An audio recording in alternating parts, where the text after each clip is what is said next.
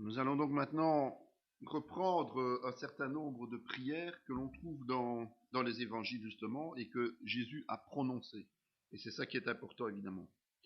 Nous avons vu que souvent il avait prié sans qu'il y ait de témoins, mais ici il a laissé 7 textes qui peuvent être très intéressants et qui vont nous donner un aperçu de ce que Jésus demandait à Dieu, ou de la manière dont Jésus s'adressait à Dieu. C'est ça qui est primordial, évidemment. C'est là qu'on va pouvoir comprendre ce que Dieu attend de nos prières aussi.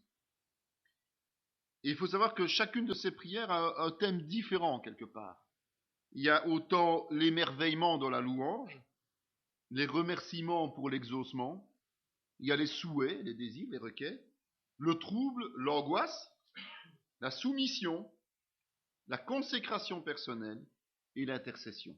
Donc, ce sont des thèmes, et dans nos prières, nous devons retrouver ces thèmes-là. Pas toujours tous en même temps, puisque ce sont des prières différentes que Jésus a faites, mais ça veut bien dire qu'il y a différents types de prières, différentes manières de prier, en fonction des circonstances, en fonction des besoins des uns et des autres. C'est le sermon sur la montagne, donc la prière qu'il va faire sur la montagne. Et le sermon sur la montagne dans sa globalité, c'est quoi? C'est la révélation des conditions de vie selon la nouvelle alliance, et c'est comparé à la loi de Moïse sous l'ancienne alliance. D'accord? Donc Jésus explique comment nous allons devoir nous comporter. Et ça, on a vu ça dans les discours de Jésus, comment nous allons devoir nous comporter par rapport à ce que les Juifs avaient comme imposition de comportement.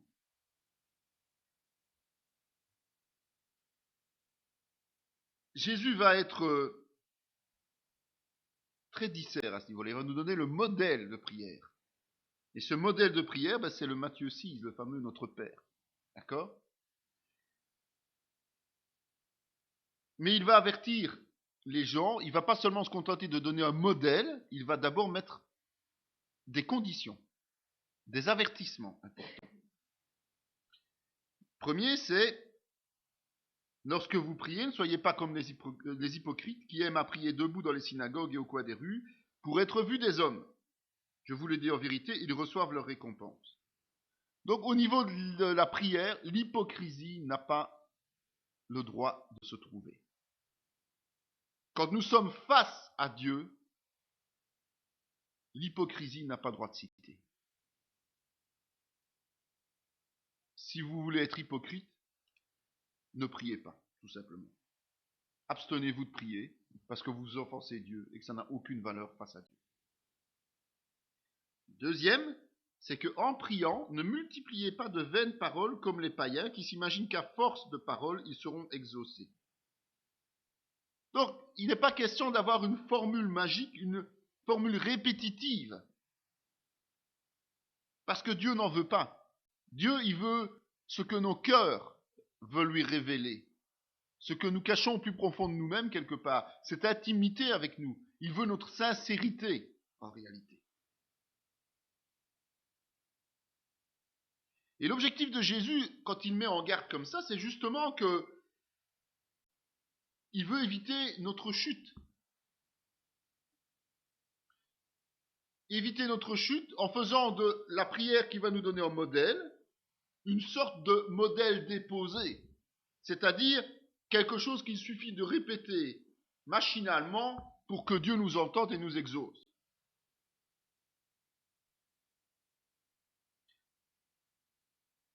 C'est quand même interpellant quand on voit ce qui se passe aujourd'hui.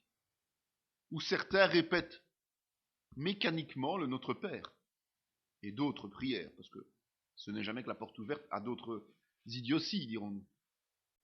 C'est interpellant de se rendre compte que malgré les avertissements, beaucoup de croyants agissent à l'encontre de ce que Jésus a dit.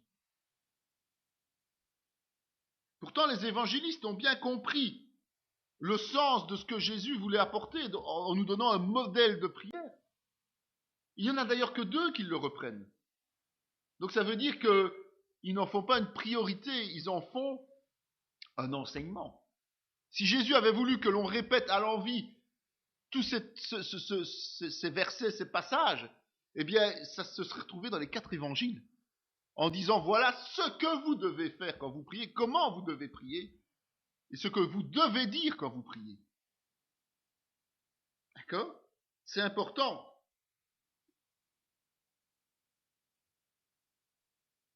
Et ça va même plus loin, puisque Luc ne relate ces faits que simplement comme une entrevue entre ses disciples et Jésus, qui lui pose la question de savoir comment ils doivent prier. Donc il leur explique. Vous savez que Jésus parlait par des paraboles, et bien c'est une sorte de parabole en quelque sorte, une sorte de résumé contenant toutes les nécessités, tous les items, tous les critères nécessaires pour prier convenablement. Il leur dit, quand vous priez, dites, Père, que ton nom soit sanctifié, que ton règne vienne. Donne-nous chaque jour notre pain quotidien. Pardonne-nous nos offenses, car nous aussi nous pardonnons à quiconque nous offense, et ne nous induis pas en tentation. Ça, c'est la prière de Luc. C'est le Notre Père qui se trouve dans Luc, qui est nettement plus court que celui qui se trouve dans Matthieu. Mais évidemment, l'essentiel s'y trouve. C'est bien pour prouver que ce n'est pas une formule unique et magique, mais que c'est un contenu que Jésus enseigne. C'est ce que nous avons à dire dans le contenu. Et pourtant, les dérapages sont là.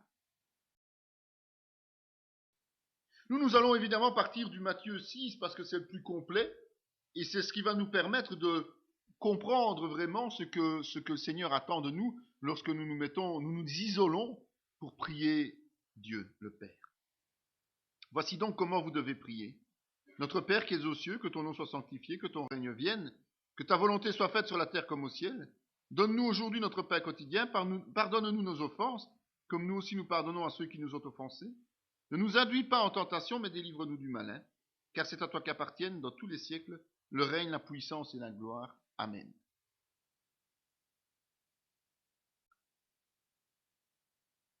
Donc les choses sont claires. C'est à partir de ce texte-là que nous devons nous inspirer pour prier. Pour que nos requêtes soient agréables à Dieu. C'est notre source d'inspiration. Le Notre Père, comme on l'a appelé maintenant, se distingue par plusieurs critères. C'est qu'il est bref, il est simple et il est facile à comprendre. Il a un juste équilibre entre ce que nous offrons à Dieu et ce que nous espérons de lui. On peut déjà tirer tout un certain nombre de conclusions, mais on va analyser le contenu, évidemment.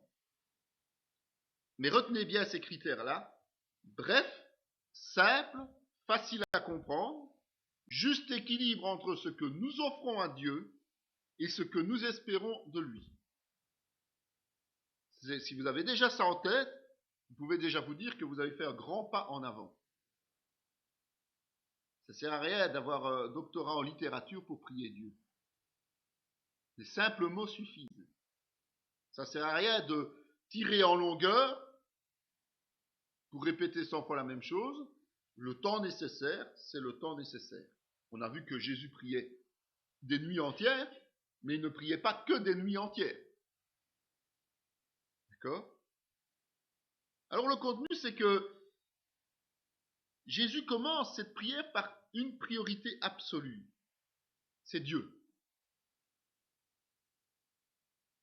Et il va lui reconnaître plusieurs principes à Dieu, plusieurs vérités. D'abord, c'est Dieu qui est dans les cieux. Il est tout puissant. Et vous remarquez qu'il commence par le Notre Père. Ça veut dire que c'est un possessif collectif. Dieu n'est pas ma propriété privée. Il nous appartient à tous, nous les hommes, qui avons choisi de le suivre, qui sommes nés de nouveau. Et il est promis à ceux qui sont encore dans le monde et qui vont donner leur vie à Jésus-Christ. Donc c'est un collectif. Nous n'avons pas le droit de nous attribuer Dieu et d'empêcher les autres d'en bénéficier. C'est important quand même de se rendre compte de ça. Parce qu'on a toujours tendance, en tant qu'être humain, à être égoïste. Dieu ne veut pas de l'égoïsme. Le nom de Dieu est saint. Ton nom soit sanctifié. Le nom de Dieu est saint. Et donc notre obéissance doit être le reflet de cette sainteté. Comment voulez-vous arriver face à Dieu si vous êtes totalement dans la chair? Rappelez-vous que tout ce qui était impur ne pouvait pas franchir le voile, tant Dieu était saint, que même le peuple juif, à un moment donné, ne pouvait même pas effleurer la montagne de Sion sous peine de mourir. Donc aujourd'hui, quand nous nous présentons à Dieu, nous devons nous présenter propres à lui, pas dans une désobéissance coupable. Que son règne vienne enfin sur terre. En fait, le chrétien doit aspirer à la fin des temps plus qu'à tout autre moment. Nous devons nous inscrire dans la volonté de Dieu. Donc nous devons nous inscrire pour que son règne vienne sur cette terre. Et ce règne, il est décrit comme étant d'abord le millénium et puis le règne éternel. Donc notre priorité doit être que Christ revienne en gloire sur cette terre. Comme les premiers apôtres, tous ceux qui ont écrit, ils pensaient ne pas mourir. Physiquement, ils pensaient voir le retour de Christ. Eh bien, ça doit être notre priorité de chrétien. On doit espérer voir Jésus-Christ en gloire avant notre mort physique. Sinon, on n'a pas la hargne suffisante que pour se battre pour Dieu. Et on va toujours reporter au lendemain ce qu'on peut faire le jour même. On va toujours se laisser aller sur notre poids et nos envies personnelles plutôt que de nous battre. On ne va pas être prêt à payer le prix personnellement si on n'a pas ce souci que Christ revienne en gloire et de dater son retour. Nous devons être insatisfaits en tant que chrétiens sur terre. Insatisfaits de notre condition, puisque nous sommes persécutés par le monde, puisque nous sommes des étrangers sur cette terre, des ambassadeurs de Christ, on doit être insatisfait de cette condition.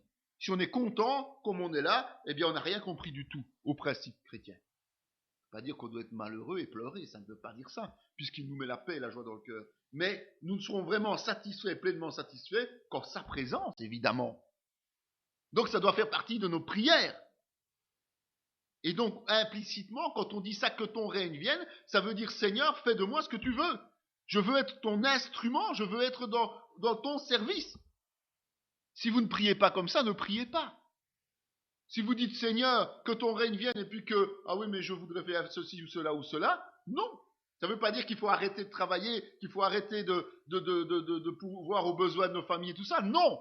Paul a été très clair à ce niveau-là plus tard, lorsqu'il a repris de tous ceux qui étaient devenus fainéants, soi-disant parce que Christ allait revenir. Mais il faut avoir ce souci. Il faut prier pour que la volonté de Dieu s'accomplisse sur terre et dans le ciel. On a vu que son règne vienne sur la terre, mais que sa volonté s'accomplisse sur terre et dans le ciel. Et seul le chrétien peut comprendre ça et doit comprendre que c'est la volonté de Dieu et sur terre et dans le ciel qui doivent s'accomplir et rien d'autre.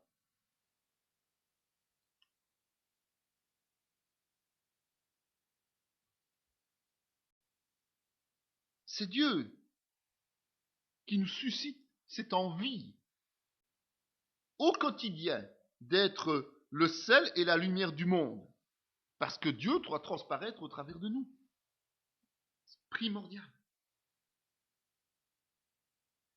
Donc ça veut dire que quand nous prions selon la première partie du modèle de Jésus, que Jésus nous laisse, ça signifie que nous devons nous engager dans ce que nous sommes en train de prier. Sinon, ça n'en vaut pas la peine. Que ton oui soit oui, que ton non soit non. Et donc, si nous nous inscrivons dans une vérité telle que celle-là, nous sommes automatiquement obligés de changer notre façon de voir les choses. Nous devons changer notre manière de vivre, puisque nous l'avons dit haut et fort.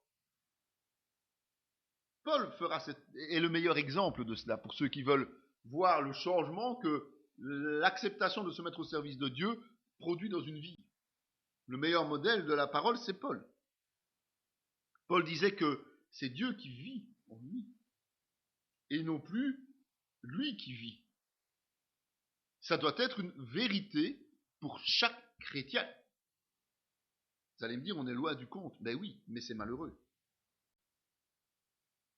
Et donc c'est seulement quand on a décidé de faire ce choix et qu'on le fait réellement, que l'on reconnaît la vraie nature du Père, qu'alors on peut présenter nos demandes plus personnelles. C'est pour ça que beaucoup de prières ne sont jamais exaucées. Parce qu'on est concentré sur soi-même, on prie pour soi, on prie pour ses enfants, on prie pour ceci, pour cela. Mais on oublie qu'on n'est pas sel et lumière du monde. On oublie qu'on n'est pas consacré à Dieu. On oublie que notre priorité, c'est nous et ceux qui nous entourent. Ouais, c'est tout. Ça peut être les membres de l'Église, ça peut être ceci, mais pas Dieu. Or, le premier commandement, c'est Dieu à la première place.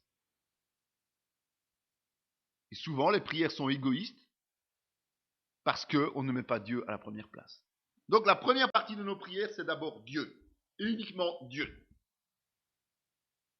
Mais ça doit se transcrire dans notre façon d'être et de vivre. Sinon, ça ne vaut pas la peine. D'accord?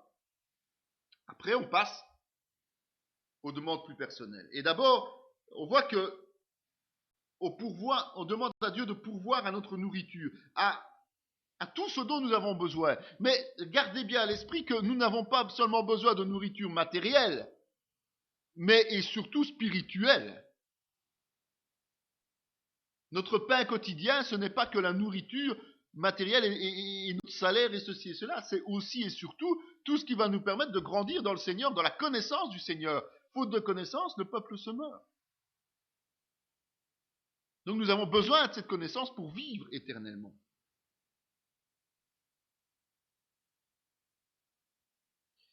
Et si nous devons prier chaque jour pour recevoir la nourriture, cela veut dire que être dans l'abondance permanente, c'est un problème. Ce n'est pas une bénédiction, c'est un piège. Si on ne doit jamais compter ou que l'on est tout le temps dans le bien-être matériel en permanence, eh bien, soyons attentifs. Parce qu'à la limite, on aura tendance à ne plus demander à Dieu de pourvoir à nos besoins. Sachons donner librement pour que le Seigneur puisse continuer à nous abreuver. Pour Dieu, les besoins, ce n'est pas le superflu, soyons clairs. Le vrai besoin, c'est l'essentiel, ce qui est vital. C'est le nécessaire vital. Pour Dieu, c'est ça nos besoins. Et quand nous demandons à Dieu de pourvoir à nos besoins, c'est cela que nous devons avoir dans notre pensée. Et nous devons avoir une priorité de lui demander de nous nourrir spirituellement, évidemment. Parce que si nous avons le regard fixé sur lui, donc la première partie de cette prière, il va pourvoir quotidiennement nos besoins, nous donner même plus que ce dont nous avons besoin. Mais malheureusement, on se rend compte que beaucoup de chrétiens se limitent au côté matériel et un petit peu spirituel. Or, la vraie nourriture, c'est celle qui vient du ciel, c'est celle qui nous nourrit spirituellement. Ne pas oublier ce détail-là. Jésus insiste sur le quotidien, donc notre pain quotidien. Donc ça veut dire que c'est une logique par rapport à la première partie de la prière, c'est que nous devons nous attendre au retour imminent de Jésus-Christ en gloire. D'accord? Donc s'il va revenir bientôt, pourquoi s'inquiéter d'autre chose que du moment actuel? Puisqu'on est censé ne plus être là après. Et on espère que le lendemain, nous ne serons plus là parce que Christ sera revenu en gloire. On est bien d'accord. Donc, on ne doit pas faire des plans sur la comète et prier pour que le Seigneur, dans 10 ans, pourvoie à notre pension, par exemple, à notre pension de retraite ou un truc du genre. Ça n'a rien à voir, ce n'est pas dans la volonté de Dieu. Il faut des grands projets, soyons clairs. Il faut avoir une vision. Mais cette vision, c'est Dieu qui nous la donne. Il faut anticiper sur cette vision et organiser ce que Dieu nous demande. Il peut y avoir des grands projets, mais ils doivent toujours s'inscrire dans la vision de Dieu. Et ils peuvent s'interrompre à tout moment si Jésus revient. D'accord? Donc ce ne doit pas être des projets personnels, parce que si ce sont des projets personnels, ce sont des rêves et des illusions qui naissent de la main d'hommes ambitieux et non soumis au plan de Dieu. D'accord? Le vrai plan établi, c'est celui que Dieu établit. Et donc nous devons nous organiser pour que les plans que Dieu met dans notre cœur arrivent à terme et se réalisent. Sauf si Jésus-Christ revient avant. Tout le reste, c'est du foin. Du foin qui brûlera lorsque le feu de l'Esprit descendra sur cette planète. Lorsque Jésus reviendra en gloire, tout ça va brûler. Tous les plans que nous pouvons établir et qui ne tiennent pas la route selon les plans de Dieu, selon la volonté de Dieu. Pour voir à notre nourriture, donc matérielle et spirituelle, et puis recevoir le pardon. Mais ce pardon, il faut d'abord l'offrir aux autres, aussi souvent que nécessaire. Évidemment, Jésus ne nous dit pas qu'il faut pardonner par calcul. Et si je pardonne, alors je serai pardonné. Ça, c'est vraiment faire preuve d'un esprit calculateur. Mais nous pardonnons aux autres parce que nous sommes reconnaissants que Dieu efface notre dette. Donc c'est un geste de reconnaissance et une volonté de ne pas mettre un poids supplémentaire sur le dos des autres. Si vous pardonnez aux hommes leurs offenses, votre Père Céleste vous pardonnera aussi. Mais si vous ne pardonnez pas aux hommes, votre Père ne vous pardonnera pas non plus vos offenses. C'est une approche altruiste, donc c'est une approche pour le souci et le bien des autres que Dieu nous demande de faire. Mais il met une condition. C'est que si nous ne savons pas avoir cet esprit altruiste, c'est-à-dire aimer notre prochain comme nous-mêmes, puisque nous demandons le pardon de la part de Dieu, il n'est pas normal que nous ne pardonnions pas aux autres, puisque si nous avons un souci d'égalité et d'amour équivalent, nous devons aussi espérer que Dieu lui pardonne, ou leur pardonne. Eh bien, il le met comme condition préalable à notre propre pardon.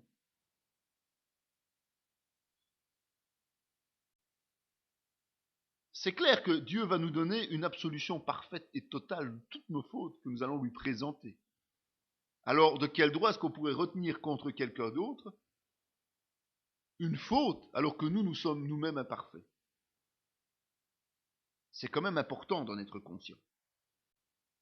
Et quand nous pardonnons aux autres, eh bien, la porte des bénédictions s'ouvre à nous.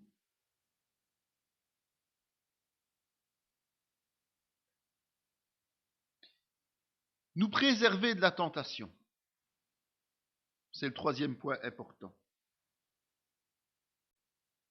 Ou en tout cas, nous éviter d'y tomber. La tentation, c'est l'appel à faire le mal. Et il faut bien retenir une réalité, une vérité qui est bien concrète. Dieu ne tente pas les hommes. Il nous fait à certains moments entrer dans des épreuves où nous sommes confrontés au diable. D'accord? Aux manœuvres qui vont avoir tendance à nous tester en quelque sorte. Mais Dieu lui-même ne tente personne.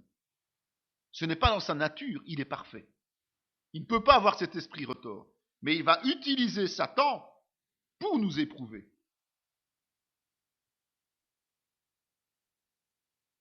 Et c'est seulement par sa grâce que nous sommes délivrés de la tentation. Mais attention, ne jouons pas avec le feu. Ne nous laissons pas aller au laxisme, à la paresse, à la convoitise, à l'orgueil. C'est notre responsabilité, notre chair, qui souvent nous met dans une position de fragilisation, fragilité. Avant que Satan nous éprouve, il faut que nous-mêmes, nous soyons fragilisés.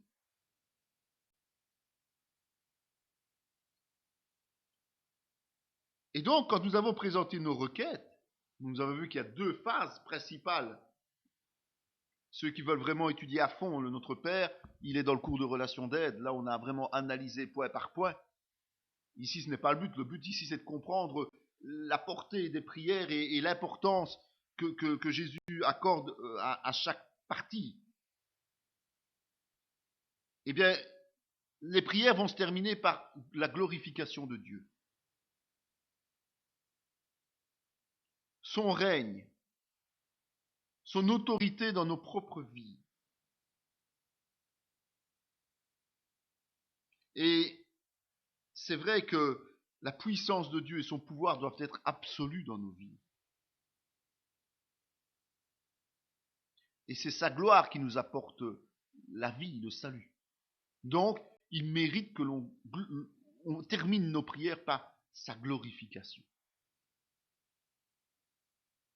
C'est ce que nous pouvons retenir de ce Notre Père, et c'est vraiment essentiel de comprendre que c'est la base de toute prière en réalité. Maintenant, on va aller un peu plus loin et on va voir que Jésus va prier au moment où les 70 disciples vont revenir. Et là, c'est une réaction de joie. Il est heureux. Parce que les 70 qui sont allés pour une première fois en mission, eh bien, reviennent totalement transformés. Ils sont transcendés par leur mission. Ils ont pu exercer la puissance spirituelle. Ça devrait nous réjouir d'avoir la puissance spirituelle. De disposer de cette puissance et de la mettre en pratique, ça doit nous réjouir. Ben, c'est ce moment-là. Et on a vu le début tout à l'heure, mais ici on va voir vraiment le contenu de cette prière. Il dit, en ce moment même, Jésus tressaillit de joie par le Saint-Esprit, et il dit, je te loue, Père, Seigneur du ciel et de la terre, de ce que tu as caché ces choses aux sages et aux intelligents, de ce que tu les as révélées aux enfants. Oui, Père, je te loue de ce que tu l'as voulu ainsi. Toutes choses m'ont été données par mon Père, et personne ne connaît qui est le Fils, si ce n'est le Père, ni qui est le Père, si ce n'est le Fils, à celui à qui le Fils veut le révéler. Par sa réaction spontanée, parce que là c'est vraiment une réaction spontanée, c'est une prière, il nous arrive un événement et là, merci Seigneur, je te loue, et c'est spontané, ça vous est déjà arrivé, ça m'est déjà arrivé, quelque chose d'agréable, de puissant, ben, notre premier remerciement va à qui? Ben, à Dieu. Eh bien, c'est là que Jésus va nous révéler sa relation particulière avec le Père, sous l'onction du Saint-Esprit, la Trinité. C'est un simple remerciement, suite à un succès remporté non pas par lui, mais par ses disciples. On voit l'altruisme de Jésus. Il se réjouit pour le bonheur des autres. C'est ce que la parole nous enseigne. Nous réjouir avec ceux qui se réjouissent, pleurer avec ceux qui pleurent. Lui, il le pratique en plein. C'est un sentiment humain que Jésus a eu à ce moment-là. C'est une réjouissance, une joie, parce que les plans de Dieu se réalisent par son ministère et celui de ceux qui l'accompagnent.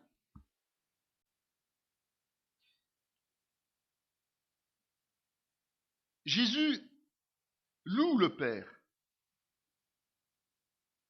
Parce que le Père se révèle uniquement à une catégorie de gens, pas à tout le monde. On ne jette pas des perles au pourceau. Et Jésus reconnaît que la sagesse de Dieu fait qu'il ne va pas étaler sa connaissance et sa révélation à tout le monde, mais qu'il va s'adresser à des enfants spirituels, entre guillemets, mais qui sont faibles. C'est vers les exclus qu'il va. C'est vers les démunis. Mais autant physique et surtout spirituel, évidemment. Il faut toujours avoir la portée spirituelle. En fait, ce sont tous les laissés pour compte.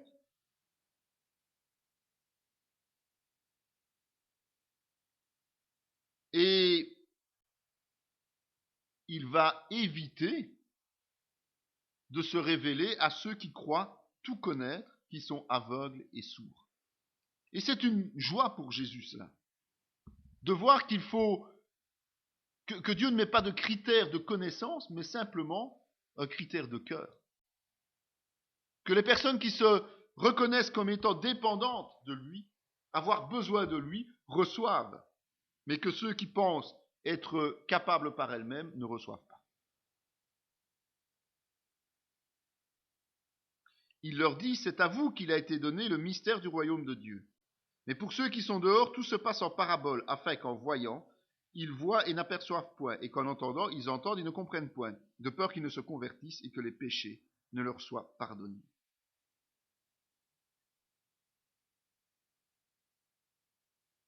Tout ce que Dieu révèle, toutes ces choses qu'il révèle, mais ce sont les divers aspects du royaume de Dieu, tout simplement. Quand on va vers lui, quand on voit comment ça fonctionne, ce sont des révélations, des mystères qui ne sont révélés qu'à ceux qui ont besoin de Dieu, qui reconnaissent leur besoin de Dieu. Et notamment le salut. L'œuvre de Jésus qui nous amène la vie éternelle. Donc tout cela ne sera jamais offert qu'à ceux qui en ont le besoin, qui en affirment en avoir le besoin. Jamais à ceux qui pensent pouvoir se sauver par eux-mêmes. Donc ne tentez pas non plus de prier le Seigneur pour qu'il éclaire votre voisin, votre conjoint, votre ceci ou votre cela, s'ils ne veulent pas en entendre parler. Ça ne sert à rien de perdre son temps, et surtout de perdre l'énergie du Saint-Esprit, à vouloir convaincre des gens qui n'en ont rien à faire. Donc ne passez pas votre temps à essayer de justifier votre foi. Comme je l'ai toujours dit, annoncez la bonne nouvelle et le Saint-Esprit touchera ceux qu'il doit toucher. Et arrêtez de perdre des jours et des heures et des heures, à passer du temps avec ceux qui n'en veulent pas. Parce que tout ce temps que vous galvaudez, vous le perdez pour Dieu. Et pour ceux qui en ont besoin, c'est-à-dire les laisser pour compte. Donc allez vers ceux que les hommes laissent pour compte, laissent de côté, abandonnent, laissent tomber. Allez vers ceux-là. Parce que c'est ceux-là que Jésus appelle à lui. Et la prière de Jésus est très claire. Il loue le Seigneur parce que justement, ses plans sont conçus comme tels. L'orgueil n'a rien à faire pour Dieu. L'orgueil n'a aucune valeur. Et c'est ça qui nous fait comprendre. Troisième texte de prière qui nous est laissé, c'est la résurrection de Lazare. On est à un moment où Marthe est arrivée face à Jésus et elle est intervenue, mais bon, voilà. Il y a un moment de battement en quelque sorte. Jésus a attendu avant d'arriver. Et donc Lazare est mort et Marthe dit, mais si tu étais venu plus tôt, tu l'aurais sauvé. Elle a une foi, mais limitée quelque part. Elle ne peut pas s'imaginer que Jésus peut attendre et faire revenir ce corps à la vie, soyons clairs. Et on va voir qu'au moment où la résurrection va avoir lieu, juste après, les prêtres et les pharisiens, eux, vont s'opposer de façon farouche à Jésus. C'est ce qui va provoquer leur volonté, attiser leur volonté de le faire mourir. Vous imaginez s'il commence à ressusciter des morts, ça va quand même poser des problèmes. Ils ôtèrent donc la pierre et Jésus leva les yeux en haut et dit, « Père, je te rends grâce de ce que tu m'as exaucé. Pour moi, je savais que tu m'exauces toujours. Mais j'ai parlé à cause de la foule qui m'entoure afin qu'ils croient que c'est toi qui m'as envoyé. » On a déjà vu ce passage, mais c'est important de le reprendre. Vous savez, à l'époque des Juifs, il y avait une tradition obligatoire. C'est que pour prier, les Juifs se tournent vers le temple, encore aujourd'hui. Donc, où qu'ils soient dans le monde, souvent on voit les musulmans faire ça, vers la Mecque. Eh bien, les Juifs, c'est pareil, ils doivent se tourner vers le temple. Et là, il y a une grosse différence entre les Juifs et Jésus, qui est pourtant juif. Lui, il lève les yeux vers le ciel, l'endroit où Dieu se trouve réellement. Pas un bâtiment fait des mains d'hommes, mais l'origine même de Dieu. Parce que Dieu n'est plus, depuis bien longtemps, dans le Saint des Saints. On le sait. Ce peuple, par son comportement, l'a empêché d'être là. Dieu est réellement dans les cieux. Aujourd'hui encore, le Père est dans les cieux.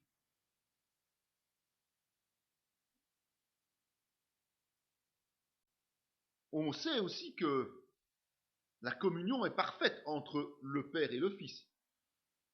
Mais on sait que le Fils est subordonné au Père, donc il obéit au Père, il dépend du Père. Tout est du Père par le Fils. Et donc cette prière, c'est une action de grâce, comme on l'a vu tout à l'heure. Un remerciement. Remerciement pour un exaucement. Mais l'exaucement, il n'a pas encore eu lieu entre nous. La résurrection, elle aura lieu après la prière. En fait, Jésus affirme sa certitude que sa prière sera exaucée. Donc c'est par la foi qu'il croit au miracle qui va avoir lieu. Mais ça ne l'empêche pas de demander au Père de le faire. D'accord? Donc c'est important de prier par la foi, mais c'est important de demander que Dieu agisse.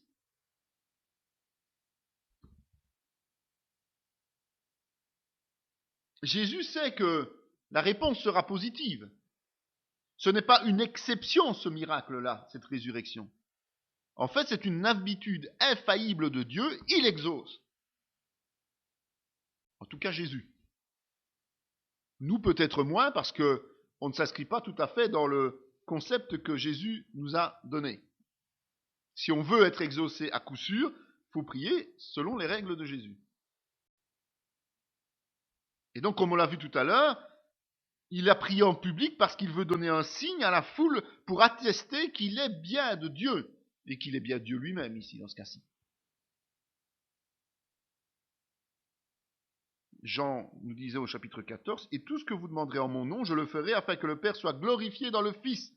Si vous demandez quelque chose en mon nom, je le ferai. » Et donc, nous sommes appelés à faire ça, à prier comme Jésus l'a fait. Et donc, c'est pour ça que quand nous prions, nous devons avoir la certitude que ce que nous demandons sera exaucé. Mais pour ça, il faut évidemment marcher dans les voies du Seigneur. Et il faut prier conformément à ce que Jésus nous a enseigné, via le modèle de notre Père. Mais si nous faisons comme ça, nous devons avoir la foi suffisante de croire que tout ce que nous demandons est exaucé. Peut-être pas tout de suite, mais au temps de Dieu.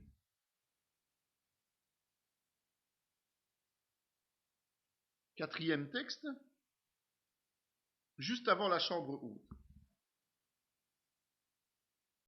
Dans Jean 12, il est dit, Jésus leur répondit, l'heure est venue où le Fils de l'homme doit être glorifié. Donc Jésus sait pertinemment bien que son heure arrive à grands pas. Et Jean place la prière juste avant le repas de la Pâque.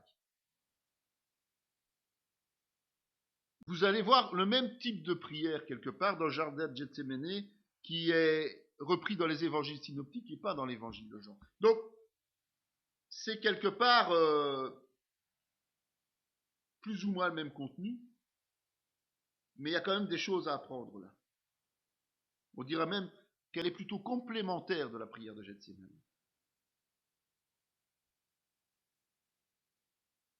La grosse différence entre les faits relatés par Jean et ceux des évangiles synoptiques, c'est le moment, mais aussi le fait qu'il y a une intervention d'une voix venant du ciel, la voix du Père, qui ne se retrouve pas à Gethsémani. C'est une atmosphère pathétique, triste. Jésus est triste et il est troublé. Et il est clair que la tentation de vouloir reculer l'échéance est bien là quelque part. Jésus, vous savez, c'est comme nous, il est un être humain à ce moment-là, il n'a pas tellement envie d'être pendu à une croix. Hein. C'est quand même pas très agréable comme fait.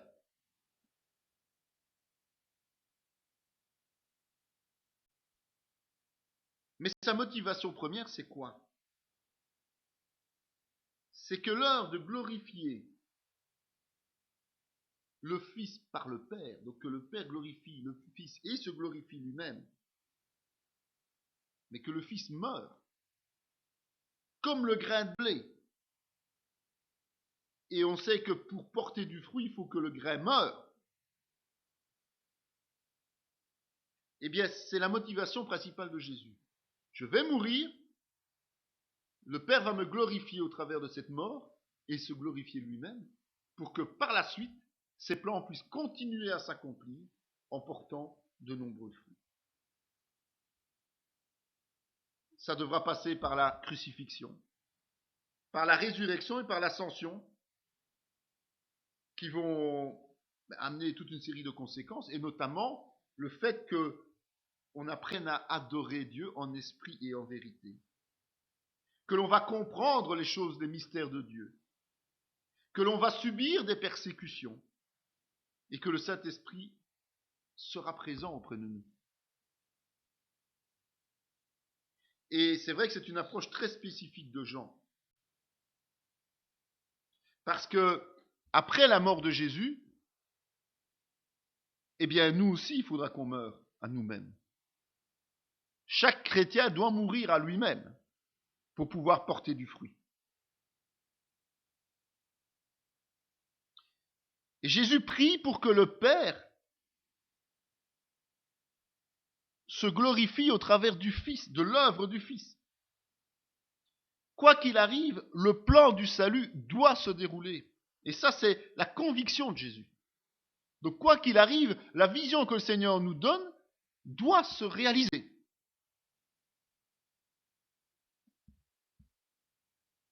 La réponse du Père est très nette. Il veille à la gloire de son Fils. Tout au long de la mission de Jésus, au travers des œuvres terrestres et des enseignements, au travers de la victoire à la croix contre Satan et par son sacrifice volontaire. Jésus va être glorifié par tout ça. Et Dieu veille à ce qu'il soit glorifié. Parce qu'il a payé le prix pour nous. Et Jésus ajoute dans cette prière, Jésus dit, ce n'est pas à cause de moi que cette voix s'est fait entendre, c'est à cause de vous. Quand il y a des faits surnaturels, notamment ces voix qui apparaissent à plusieurs reprises dans les évangiles, en fait, c'est pour toucher les foules. Comme je l'ai toujours dit, quand il y a un miracle, ce n'est pas pour le miracle qu'il faut louer Dieu, mais surtout pour le miracle qui a touché et convaincu les gens que Dieu est tout-puissant et qui donnent leur cœur à Jésus.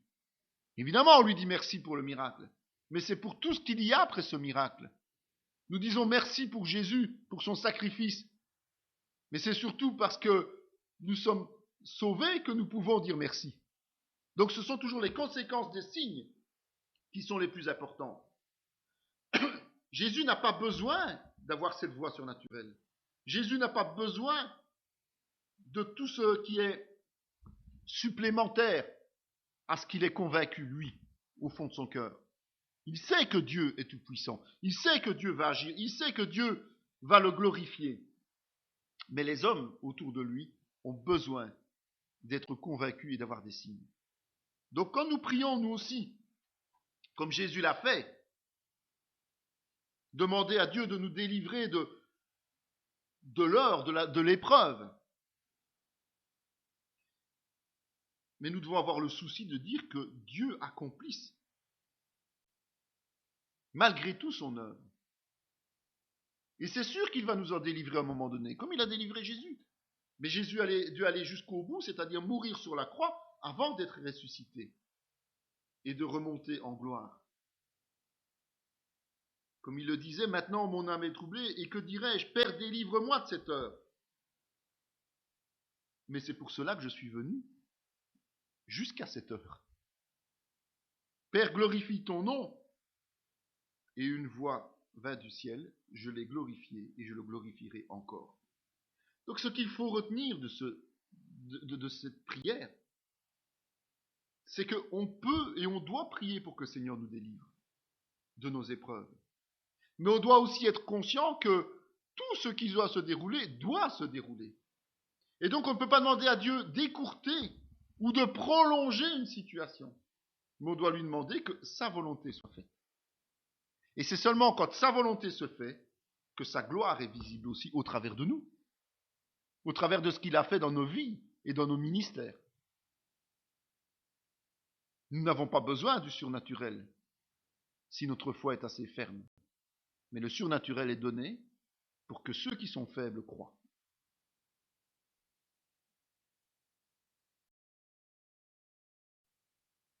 Nous continuons donc les prières en arrivant à la prière qu'on appelle prière sacerdotale. C'est une prière qui se fait au moment où Jésus est avec ses disciples dans la chambre haute. juste après qu'il ait institué la scène et avant évidemment la passion. Il va prier pour les disciples. Et attention, c'est important, il ne va pas prier avec les disciples, mais il prie pour les disciples, avant de s'offrir lui-même en sacrifice. Et cette prière, elle a une portée spirituelle qui va transcender le temps, c'est-à-dire qu'elle nous concerne aussi, évidemment. Il va prier non seulement pour les disciples qui sont à côté de lui, mais tous ceux qui seront disciples par la suite.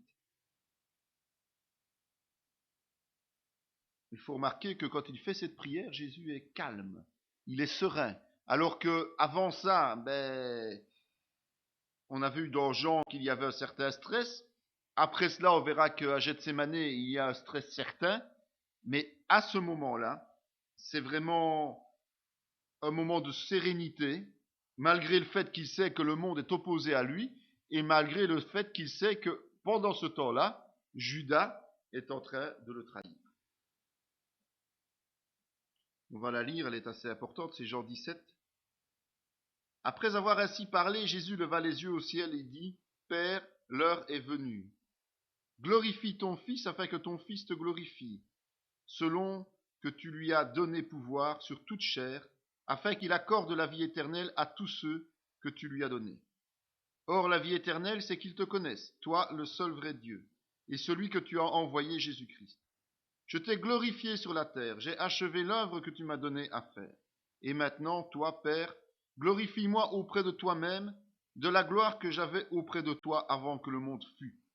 J'ai fait connaître ton nom aux hommes que tu m'as donnés du milieu du monde. Ils étaient à toi et tu me les as donnés. Et ils ont gardé ta parole. Maintenant, ils ont connu que tout ce que tu m'as donné vient de toi. Car je leur ai donné les paroles que tu m'as données.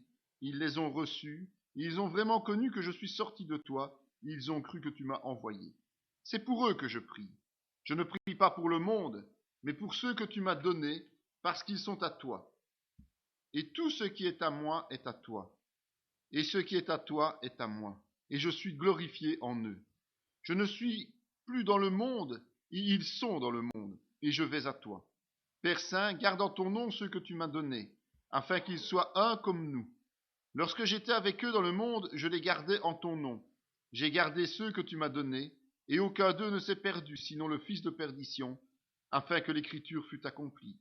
Et maintenant je vais à toi, et je dis ces choses dans le monde, afin qu'ils aient en eux ma joie parfaite. Je leur ai donné ta parole, et le monde les a haïs, parce qu'ils ne sont pas du monde, comme moi je ne suis pas du monde. Je ne te prie pas de les ôter du monde, mais de les préserver du mal. Ils ne sont pas du monde, comme moi je ne suis pas du monde. Sanctifie-les par ta vérité. Ta parole est la vérité. Comme tu m'as envoyé dans le monde, je les ai aussi envoyés dans le monde. Et je me sanctifie moi-même pour eux, afin qu'eux aussi soient sanctifiés par la vérité. Ce n'est pas pour eux seulement que je prie, mais encore pour ceux qui croiront en moi par leur parole, afin que tous soient un comme toi, Père, tu es en moi, et comme je suis en toi, afin qu'eux aussi soient en nous, pour que le monde croie que tu m'as envoyé. Je leur ai donné la gloire que tu m'as donnée, afin qu'ils soient un comme nous sommes un, moi en eux et toi en moi, afin qu'ils soient parfaitement un et que le monde connaisse que tu m'as envoyé, et que tu les as aimés comme tu m'as aimé. Père, je veux que là où je suis, ceux que tu m'as donnés soient aussi avec moi, afin qu'ils voient ma gloire, la gloire que tu m'as donnée, parce que tu m'as aimé avant la fondation du monde. Père juste, le monde ne t'a point connu, mais moi je t'ai connu, et ceux qui ont connu que tu m'as envoyé. Je leur ai fait connaître ton nom, et je le leur ferai connaître, afin que l'amour dont tu m'as aimé soit en eux, et que je sois en eux. C'est une prière qui est intégrée dans un discours d'adieu. Il est en train d'expliquer définitivement son départ et son sacrifice. Et bientôt, évidemment, ça va être un passage de relais. Donc, il va, lui, partir, et les apôtres, ils vont devoir prendre les rênes de l'Église. L'Église va démarrer. Il les identifie à lui, donc il fait un avec les apôtres, il les confie au soin de Dieu le Père. Et on voit que cette prière, elle est réfléchie, elle est construite. C'est pas une prière comme ça, tous azimuts, on pense à quelque chose et on voit qu'il y a une trame et une logique. Et il y a plusieurs plusieurs points qui ressortent de ça. Et d'abord, le premier, c'est être comme le Père et le Fils. Et il va expliquer, au travers de sa prière, ce qu'il entend par ce que c'est être comme le Père ou le Fils. Il faut qu'il y ait une unité parfaite entre les chrétiens, avec le Fils et le Père, et à leur image. Donc c'est important qu'on se rende compte que le Père et le Fils font vraiment un, mais nous devons faire un ensemble, et aussi avec le Père et le Fils. Le Fils est issu du Père. C'est le Père qui l'a envoyé. Et les chrétiens sont nés de nouveau. Ils sont nés aussi du Père. C'est la volonté du Père qui fait que nous sommes nés de nouveau. Si le Père n'avait pas voulu, nous ne pourrions pas. Et donc, autant le Fils que nous les chrétiens, nous ne sommes plus de ce monde. Ça, il faut bien le comprendre. Nous ne sommes plus du monde. La mission du chrétien est la même que celle de Jésus. Pas le sacrifice, d'accord? Mais le fait d'apporter la bonne nouvelle du royaume des cieux sur terre. Le Fils l'a reçu du Père et il nous la transmet. Et Jésus précise que le Père nous voue exactement le même amour qu'à son Fils. Donc, ce sont tous ces pans-là de la prière qui nous montrent ce que c'est que d'être comme le Père et comme le Fils. Et puis, il nous donne des choses. On a droit à des cadeaux de la part de Jésus. Il nous offre la joie parfaite. Il nous offre la gloire du Fils, sa gloire. Et il nous offre notre présence dans les cieux.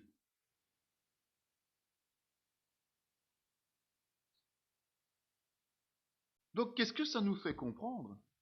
C'est qu'en fait, au travers des Écritures, et arrivé à l'apothéose du plan de Dieu pour l'humanité, eh bien, nous avons la même origine, la même unité, la même mission, le même amour, la même joie, la même gloire et le même séjour que Jésus.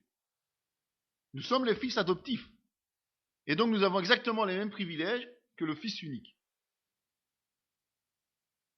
C'est une identification complète à Jésus-Christ qu'il est en train de présenter dans sa prière. Nous sommes vraiment les mêmes que Jésus. Et ça doit avoir un résultat, évidemment, si c'est la réalité. Parce qu'il nous l'offre, il nous le propose, il prie pour ça, mais il faut encore que nous l'acceptions. Il faut encore que nous vivions comme Jésus. Et ça doit pousser le monde à se convertir, à croire. Et si les gens se convertissent, eh bien c'est Dieu le Père qui est glorifié. Alors que nous, nous faisons un dans un corps de Christ, avec une vraie communion avec Dieu, le Père, par la grâce du Saint-Esprit. Parce que c'est le Saint-Esprit, évidemment, qui agit et qui unit. Ça, nous sommes bien d'accord. Il est dit dans la parole que le même Esprit opère tout en tous. Et donc, nous sommes un avec le Père, nous sommes un avec le Fils, nous sommes un en eux, et nous sommes un avec tous les autres croyants, chrétiens, évidemment, nés de nouveau. Donc, c'est un ensemble parfait que Jésus est en train de décrire dans sa prière. Première chose, être un avec le Père, être un avec le Fils et être un dans le Père et dans le Fils. Puis après, Jésus va prier pour sa propre glorification. Ce sont les 5 premiers versets. Et Jésus, en fait, qu'est-ce qu'il fait? Il ne demande pas quelque chose d'égoïste et de personnel. Il ne fait qu'émettre une demande qui correspond au plan que Dieu a fixé.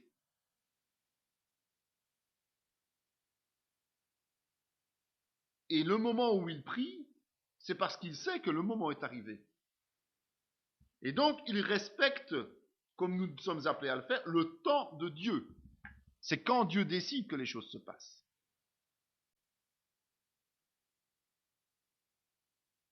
N'oubliez quand même pas que Jésus a quitté sa gloire des cieux pour descendre sur terre. Et que donc, le temps étant accompli, il n'est que juste qu'il récupère cette gloire qui était la sienne et qui est la sienne. C'est vrai qu'on a vu des bribes de cette gloire pendant son passage sur terre. On a vu des miracles, on a vu la transfiguration, on a vu toute une série de choses qui ont montré que c'était un être glorieux, mais ce ne sont jamais que des petites parcelles de ce qu'il a vécu. Ici, son ministère est en train d'aboutir, il se termine. Et la fin de ce ministère sur terre correspond à son retour en gloire dans les cieux. Mais il faut que ça serve à quelque chose, évidemment. Et donc ce retour en gloire va être quelque chose de visible, parce que Dieu va agir avec puissance, le Père va agir avec puissance.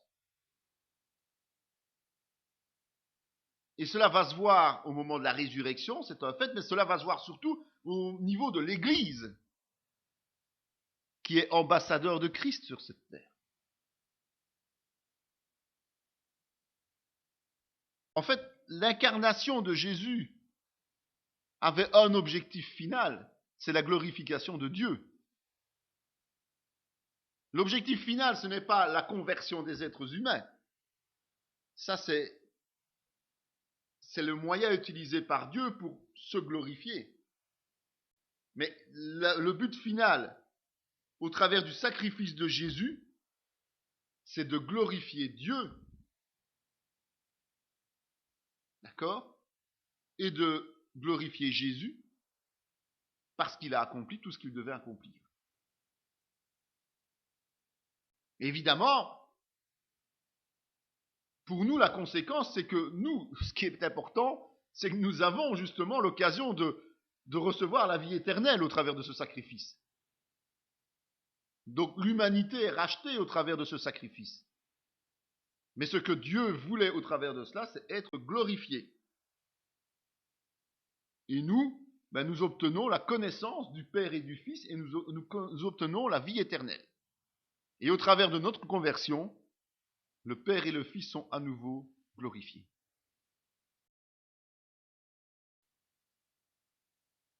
Puis Jésus va prier pour les disciples. Et il va d'abord prier pour notre protection. Versets 6 à 16. Être chrétien, c'est appartenir à quelqu'un. Nous sommes serviteurs de Christ. Nous sommes chrétiens, nous sommes serviteurs de Christ. Dès que nous avons donné notre vie, aujourd'hui et demain, nous serons toujours serviteurs de Christ. Et Jésus insiste sur le fait que nous lui appartenons. Donc le fait que l'on accepte de croire en Jésus comme notre Seigneur et Sauveur, du fait qu'on accepte la bonne nouvelle, l'évangile, il y a une double conséquence. Nous appartenons à Dieu et le monde nous rejette. C'est automatique. Et tout ce que le chrétien peut avoir, ça ne lui appartient pas, c'est à Dieu. C'est la triste réalité du jeune homme riche qui n'a pas su comprendre que ses richesses appartenaient à Dieu et qui n'a pas su lâcher ses richesses pour suivre Jésus.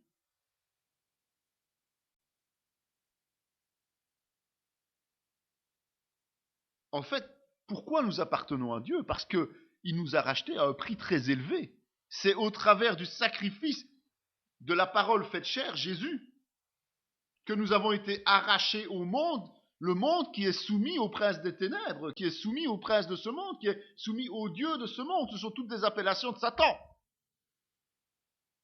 Pour pouvoir participer à quoi ? À la gloire de Dieu. C'est pas rien quand même comme comme situation. Nous allons participer à la gloire de Dieu. Et donc, comme Jésus va remonter aux cieux, donc va laisser sur terre ses disciples, il prie pour que Dieu protège chaque serviteur qui va lui rester dans le monde. Il ne veut pas que nous soyons isolés.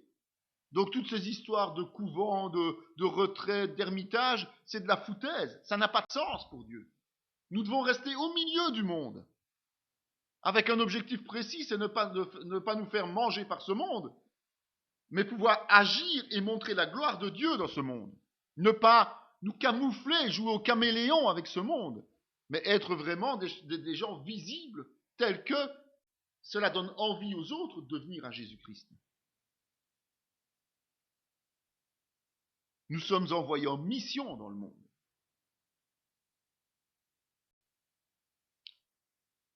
Et malgré les persécutions inévitables, et c'est bien clair, si jamais vous n'êtes persécuté, comme je l'ai déjà dit dizaines de fois, c'est que vous n'êtes pas dans les voies du Seigneur, c'est que vous ne marchez pas comme lui. Eh bien, la vie chrétienne est remplie de joie, malgré les persécutions. Parce que nous avons quelque chose d'extraordinaire, c'est notre relation personnelle avec Dieu que nous vivons au travers de la prière.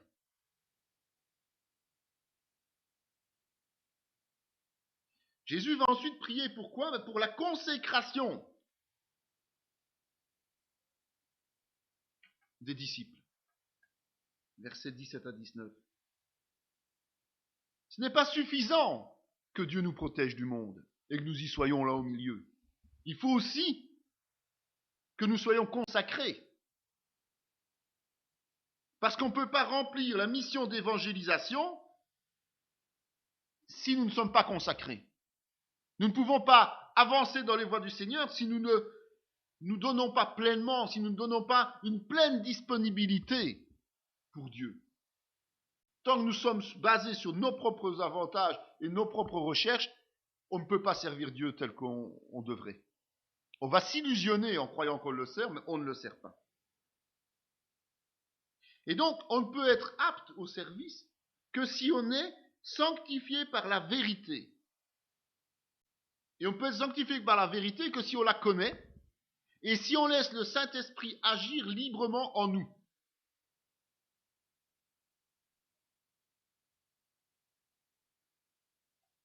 Quand il prie pour la consécration, eh bien, il veut nous aider à faire face au fardeau de notre rôle dans le corps de Christ. Et c'est la seule manière de faire face, de nouveau, c'est l'intercession, la prière.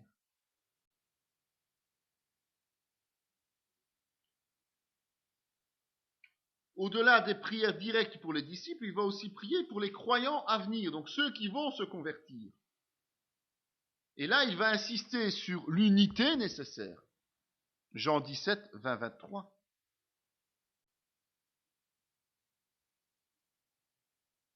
Et c'est vrai que, grosso modo, une génération, c'est 40 ans. Au bout de 40 ans, on dit que c'est la génération suivante, au niveau humain. Eh bien, la foi doit passer de génération en génération. Et comment peut-elle passer de génération en génération ? C'est par le biais du témoignage.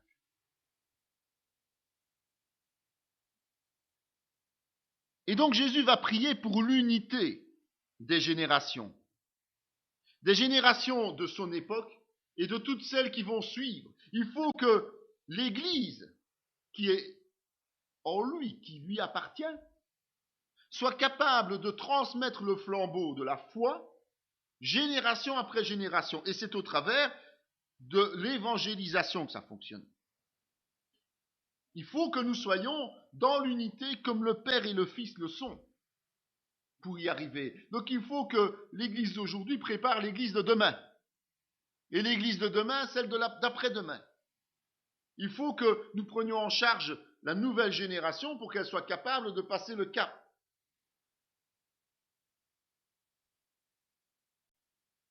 Le but, évidemment, c'est de toucher le monde par l'Église. L'Église, c'est le modèle qui apporte la connaissance du salut de Christ. Ça a une raison d'être, l'Église. Ce n'est pas seulement pour le futur où nous allons épouser Christ, mais c'est d'abord sur cette terre quelque chose qui nous sert à promouvoir Jésus. Et c'est vrai que c'est normalement notre seul objectif sur terre. C'est pas de s'enrichir, c'est pas de s'amuser, c'est pas de passer du temps ensemble et d'être bien. Notre objectif, c'est de faire connaître Jésus-Christ au travers de notre manière particulière de vivre, conforme à la vérité. Malheureusement, la faiblesse de l'homme fait que souvent l'Église se laisse entraîner dans des travers et des désistements et beaucoup d'erreurs. Aujourd'hui, si on regarde l'Église au sens large, on se rend compte qu'elle est bien loin de ce que Jésus était en train de prier à cet endroit-là, à ce moment-là, il y a 2000 ans. C'est pour ça que le Seigneur suscite régulièrement des réveils. Il n'y a pas une génération, il n'y a pas quelque chose qui se passe. Un renouveau qui remet temporairement ses valeurs à l'ordre du jour. Mais souvent, ça ne dure qu'un certain temps. Et à nouveau, ça s'endort. Et quand ça s'endort, eh bien, il faut que Dieu suscite à nouveau un réveil. Non seulement les croyants doivent vivre dans l'unité, mais aussi Jésus prie pour que les croyants participent à la gloire, à sa propre gloire. L'amour de Dieu, c'est quoi? Il se manifeste comment? Mais en nous révélant la nature parfaite de Dieu. Il est la valeur éthique indispensable pour le chrétien. Vivre en Christ, c'est vivre dans l'amour actif. C'est pas l'amour sentimental. Je t'aime moi non plus. C'est un amour qui vit, qui a soin des autres, qui prend soin des autres, qui vise le bien de l'autre. Et même le bien de nos ennemis au travers de la grâce que nous pouvons leur apporter en témoignant, en priant pour eux, en les bénissant et en leur pardonnant.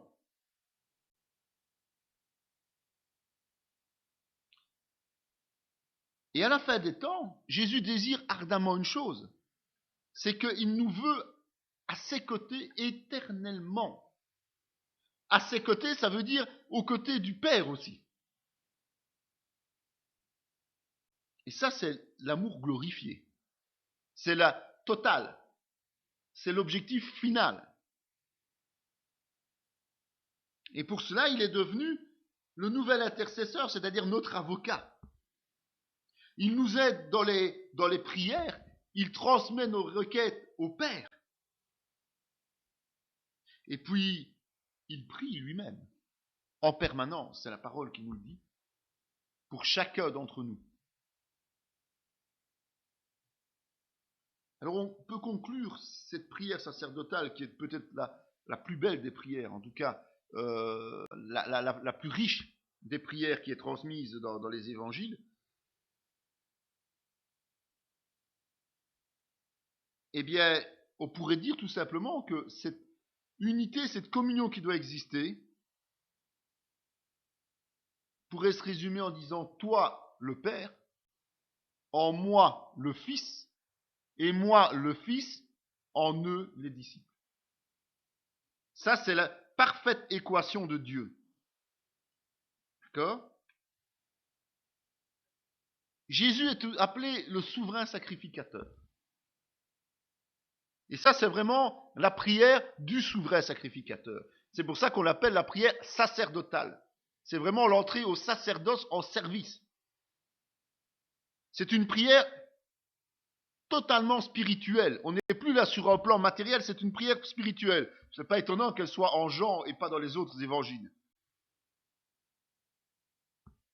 Elle se passe dans le sanctuaire où Jésus entre seul en présence de Dieu pour intercéder en notre faveur, en nous identifiant à lui. Donc, je répète, c'est que nous acceptons d'appartenir à Jésus. c'est un choix personnel. Et ce choix personnel entraîne le fait que nous ne sommes plus nos propres maîtres. Nous appartenons à Jésus. Donc nous ne pouvons plus vivre pour nous, mais nous devons vivre pour lui. Et pour entrer dans cette communion, qui est quelque chose de nouveau quand on se convertit, eh bien Jésus a fait plusieurs choses essentielles pour nous. Et c'est ce qui ressort encore de cette prière. C'est qu'il nous a fait connaître le nom du Père, par lui-même. Il nous a donné la vérité, la parole de Dieu, qui nous permet de devenir chrétiens.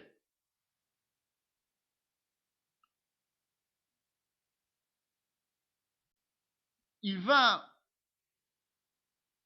nous permettre de déceler 7 étapes différentes de la vie du chrétien. Il faut décrypter cette prière pour se rendre compte qu'il y a 7 étapes différentes. La première, c'est que nous devons d'abord recevoir la parole de Dieu. Il faut que quelqu'un nous dise « Jésus est mort pour toi ». D'une manière ou d'une autre, ça peut être un écrit, ça peut être une parole prononcée, mais il faut qu'il y ait quelque chose. C'est l'appel par l'évangélisation. Donc, pour ça, il faut que nous, chrétiens, nous soyons témoins et que nous proclamions la bonne nouvelle. Une fois qu'on a reçu l'appel, il faut croire en Jésus et au Père. Il faut croire en Jésus qui est mort, ressuscité. Et ça, c'est le salut ou la nouvelle naissance. Puis, il faut garder la parole. Ça veut dire qu'il faut la mettre en application, c'est-à-dire qu'il faut marcher dans l'obéissance. Ensuite, on doit se laisser sanctifier par cette vérité, c'est-à-dire par la parole de Dieu.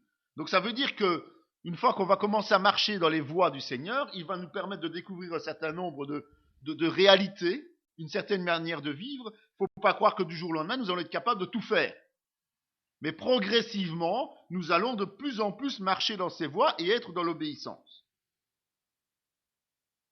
Ensuite, il faut apprendre à vivre dans l'unité avec le Père, le Fils et nos frères et sœurs. Ça, c'est un travail supplémentaire. On ne peut vivre dans l'unité avec les autres que si on est sanctifié. Sinon, ça ne peut pas marcher. Puis, il faut recevoir la gloire de Dieu en nous et devenir ses témoins, les témoins de l'amour de Dieu pour le monde.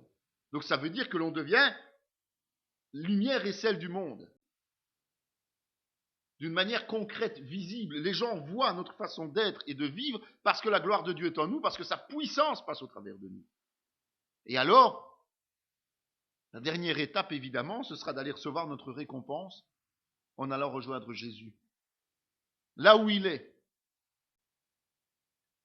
Et sur les 7 étapes, c'est la seule qui ne se passe pas sur terre. D'où l'importance quand même de notre comportement lorsque nous sommes sur terre. Parce que toute notre vie éternelle ne dépend qu'une seule étape. C'est le jugement de nos actes sur terre alors que nous avons reçu la nouvelle naissance.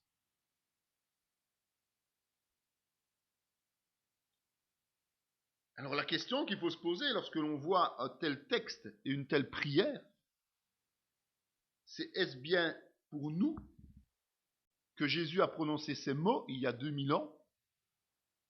Ou bien est-ce qu'on ne fait pas partie de ceux pour qui il a prié? Sommes-nous de ceux qui acceptons de franchir les étapes? Ou arrêtons-nous là où on a envie parce qu'on n'a pas envie de lui céder le témoin et le laisser prendre possession de nos vies à 100%? Ça vaut vraiment la peine de se poser la question parce que c'est très important pour les conséquences de cela.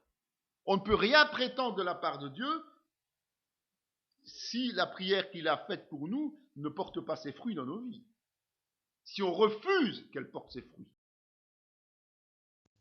Cette vidéo fait partie intégrante de la formation en théologie pratique dispensée par la mission de théologie Emmanuel de Paracou, Bénin, sous l'autorité académique du Centre chrétien Emmanuel SBL, Spa, Belgique.